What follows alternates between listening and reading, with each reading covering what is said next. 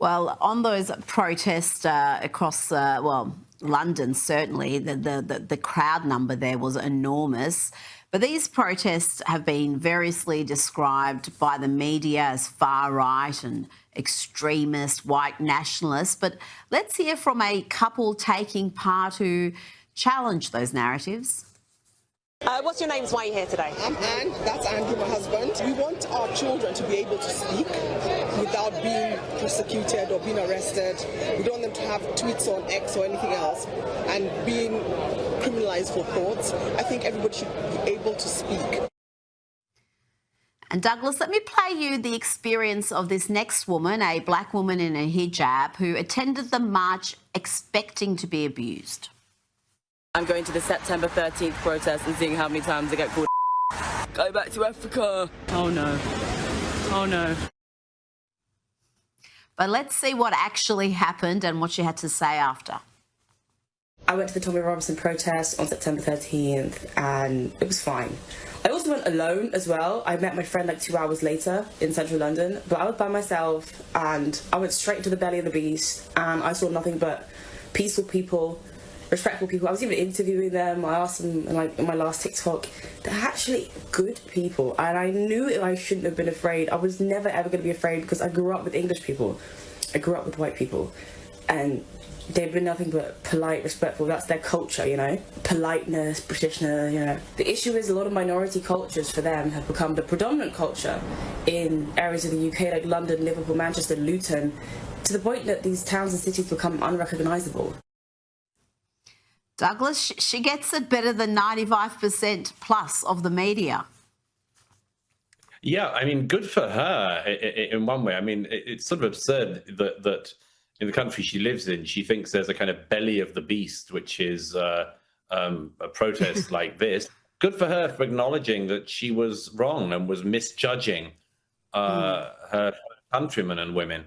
It's an astonishing thing to see this, Rita, because Tommy Robinson's Unite the Kingdom protest gathered a very large number of people in the centre of London, at least 100,000.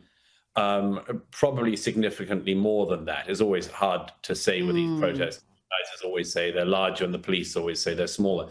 But it was a very much more peaceful event than any of the media wanted to admit it might be, or indeed in the end was.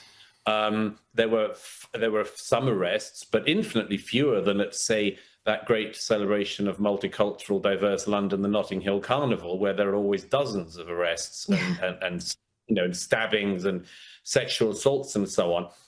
The Tommy Robinson Unite the Kingdom event went off peacefully. It went off positively. I watched a relay of what happened from the stage. It wasn't anything like a white supremacist, white nationalist thing. There was a black gospel choir. There were some Maoris doing one of their, the chants and things, and the haka, and it was all very, good natured. Some of the speakers talked about the things that clearly are worrying my fellow Brits. I mean, things like, yes, the mass illegal migration. The fact that people who describe themselves as white British are finding themselves to be a minority in every major English city. That's a big one. I mean, that's not like an imaginary fear. That's just something that has actually happened without their asking for it. In fact, asking for it not to happen for generations now. There was a significant expression of concern about the rape gangs in the north of England and indeed across all of England. And much more, but it was all it was very peaceable. And one of the things that's striking about it all, Rita, is not just the misrepresentation of it, but the fact that it would be actually very hard to imagine Keir Starmer, for instance, being able to raise any kind of mobilized, group of people for a positive celebration of Britishness in this way. There were bishops of the Church of England who all came out to condemn the event. Yeah. But one of the things notable about it was the prevalence of Christianity in it. There was a bishop from a rather charity set to opened with a prayer, and there were calls for Christian revival at the event, all of which was very interesting. But isn't it fascinating that at this time when it's clearly a need in Britain for a positive vision of the country, for pride in the country, and much more, so much of the almost all of the political class, almost all the media, and everyone else doesn't want to be within a million miles of these people, and indeed doesn't even speak to these people.